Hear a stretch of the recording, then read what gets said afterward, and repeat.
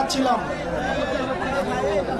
আমরা দেখছিলাম রাষ্ট্রীয় পৃষ্ঠপোষকতায় যারা গণহত্যার দায়ে অভিযুক্ত এই আওয়ামী লীগকে বিভিন্নভাবে সেফ এক্সিট দেওয়া হচ্ছিল। তার সর্বশেষ উদাহরণ হচ্ছে এই ফ্যাসিবাদী সময়ে সবচেয়ে বেশি এই ফ্যাসিবাদের সুবিধাভোগী এই ফ্যাসিবাদী রাষ্ট্রের রাষ্ট্রপতি, আমরা দেখি যে এই রাষ্ট্রপতিকেও রাষ্ট্রীয় নিরাপত্তায় সেফ এক্সিট দেওয়া হয়েছে। যেখানে জুলাই গণ অভ্যুত্থানে যারা আহত হয়েছে, শহীদ পরিবার রয়েছে, তারাও নিরাপত্তায় ভুগছে। সেখানে রাষ্ট্রীয় নিরাপত্তায় রাষ্ট্র আওয়ামী পুনর্গঠনের আমরা দেখতে পাচ্ছিলাম দায়িত্ব নিচ্ছে। সেই জায়গা থেকে আমরা 2 দিন আগে আমরা প্রধান উপদেষ্টার কার্যালয়ে আমরা ঘেরাও করি। সেটির পরিপ্রেক্ষিতে আমরা দেখতে পেয়েছি আজকে আমাদের মোট 3টা দফা ছিল। আওয়ামী লীগকে আমি আমার বক্তব্য লিখিত আকারে পড়ছি।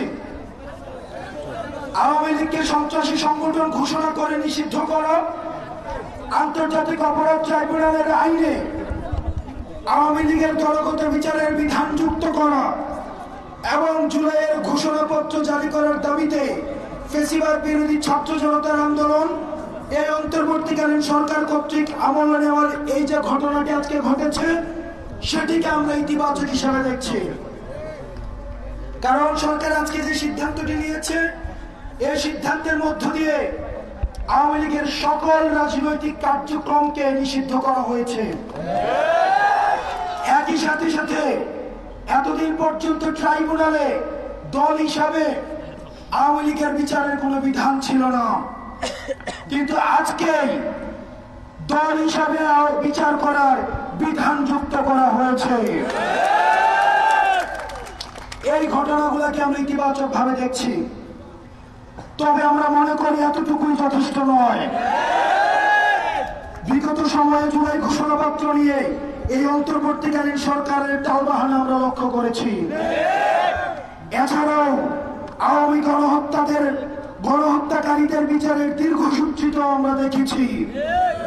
পিলখানা হত্যাকাণ্ড, শাপলা গণহত্যা, গুম বিচার বহির্ভূত হত্যাকাণ্ড ও দর্শন, জুলাই গণহত্যার পর যেখানে তড়িৎ গতিত খুনি লীগের বিচার হওয়ার কথা ছিল, সেখানে আমরা দেখেছি অনেক জুলাই বিপ্লবী ও আহত যোদ্ধাদের মামলা নিচ্ছে না বিভিন্ন থানা। অন্যদিকে দেশের বিভিন্ন প্রান্তে, বিশেষ করে তৃণমূলে, এমনকি রাজধানী শহরেও জুলাই যোদ্ধারা আওয়ামী গণহত্যাকারীদের দ্বারা হামলার শিকার হচ্ছে। উপরোক্ত বিষয়ে অন্তর্বর্তীকালীন সরকারের কাছে আমরা সুস্পষ্ট অবস্থান এবং তাদের পদক্ষেপ আমরা জানতে চাই। পাশাপাশি আমরা আন্তর্জাতিক অপরাধ ট্রাইব্যুনালের কার্যকরী সংস্কার চাই। আমরা আসিফ নজরুল স্যারের দৃষ্টি আকর্ষণ করছি,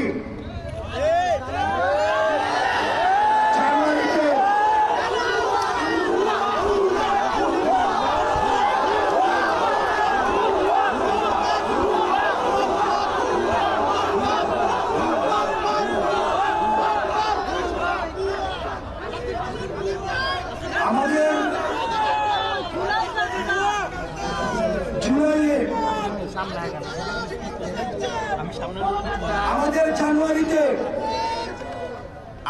জানুয়ারিতে আমাদের দ্বিতীয় ট্রাইব্যুনাল হওয়ার কথা থাকলেও আমরা মে মাসে এসেও দেখছি সেটির বাস্তবায়ন হয়নি। সেজন্য আমরা আন্তর্জাতিক অপরাধ ট্রাইব্যুনালের কার্যকরী সংস্কার চাই।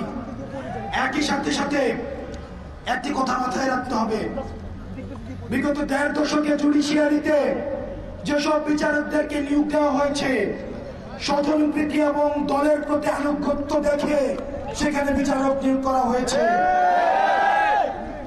যেটির কারণে যারা নিরপরাধ মানুষ রয়েছেন এবং ভিকটিম ফ্যামিলি, তাদের ন্যায্যতা এই ট্রাইব্যুনালগুলো থেকে নিশ্চিত হবে কিনা সেটিও প্রশ্নবিদ্ধ হয়েছে।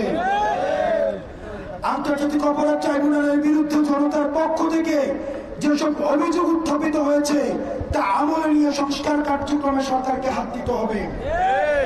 দেশের প্রতিটি বিভাগে ট্রাইব্যুনালের অফিস স্থাপন করতে হবে, যাতে করে তৃণমূলে ফেসিবাদের ভুক্তভোগী নাগরিকদের আইন সেবা পেতে কোনো ধরনের ব্যাগ পেতে না হয়। আমরা আরো দেখেছি আওয়ামী গণহত্যাকারী এবং তাদের ফেসিবাদের প্রতি পূর্ণ সমর্থন। আপনারা দেখেছেন এই আওয়ামী গণহত্যাকে বৈধতা দেওয়ার জন্য, ন্যায্যতা দেওয়ার জন্য আওয়ামী কোলাবোরেটর ফেসিলিটেটর যে কালচার এবং উইং রয়েছে সেই উইং গুলা কিন্তু অ্যাক্টিভ হয়েছে। এই ফেসিবাদের প্রতি পূর্ণ সমর্থন এই জন্য উৎপাদনকারী সাংস্কৃতিক, মিডিয়া এবং অর্থনৈতিক ফ্রন্টগুলো এখনো তাদের কার্যক্রম চালিয়ে যাচ্ছে।